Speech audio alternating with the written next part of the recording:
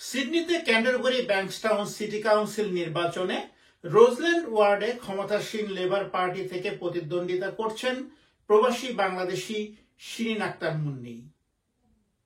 অস্ট্রেলিয়ার new south ওয়েলসে আগামী 14 September স্থানীয় কাউন্সিল নির্বাচনের তারিখ ঘোষণার পর অন্যান্যদের পাশাপাশি প্রবাসী বাংলাদেশি কাউন্সিলর প্রার্থীরা দলীয় কিংবা নির্দলীয়ভাবে নির্বাচনের মাঠে নেমেছেন। পাশাপাশি এই নির্বাচনকে সামনে রেখে প্রবাসী বাংলাদেশিদের মধ্যে সৃষ্টি হয়েছে ব্যাপক উৎসাহ ও উদ্দীপনা। আসসালামু আলাইকুম, আমি শিরিন আক্তার মুন্নি। আমি এবারে কাউন্সিল পদপ্রার্থী। আমি যেহেতু বসবাস করি ক্যান্টারবারি ব্যাংকস্টাউন কাউন্সিলের এদিকে, এই জন্য আমি রোজল্যান্ড ওয়ার্ড থেকে এবার কাউন্সিল ইলেকশন করছি।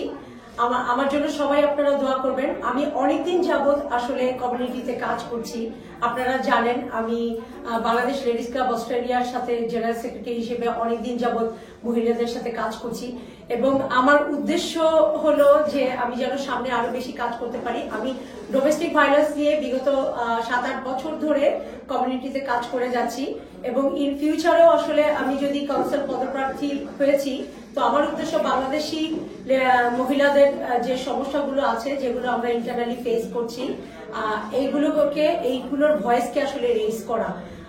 এছাড়াও আমি আমাদের যে নিউ জেনারেশন এদের সাথেও আমরা একটা কাজ করার চেষ্টা করছি, যেহেতু ওরা এখানে বড় হয়ে উঠছে।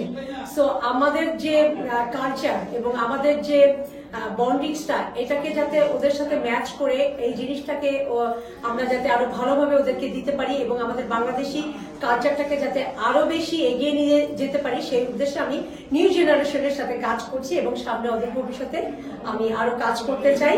আপনারা সবাই আমার জন্য দোয়া করবেন। Naim Abdullah, independent television, Sydney, Australia.